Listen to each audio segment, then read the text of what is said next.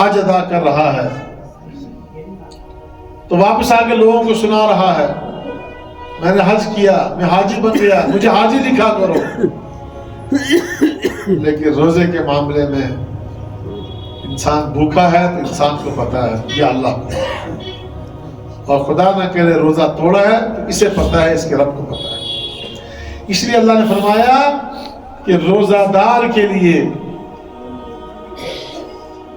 فرمایا دو خوشخبریاں ہیں.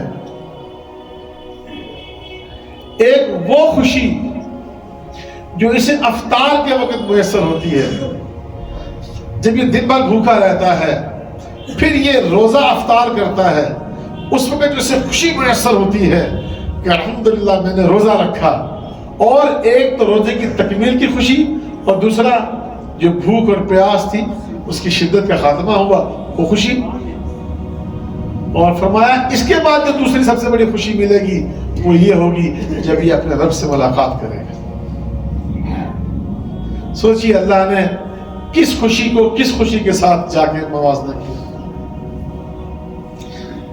ایک وہ خوشی جب جنت میں جنتی کی آخری چاہت یہ ہوگی، جب اسے پوچھا جائے گا جنتی بتا اور کیا چاہیے، تیری کون سی تمنا باقی رہ گئی، کون سی حسرت باقی رہ گئی. جنتی کہے گا اے میرے رب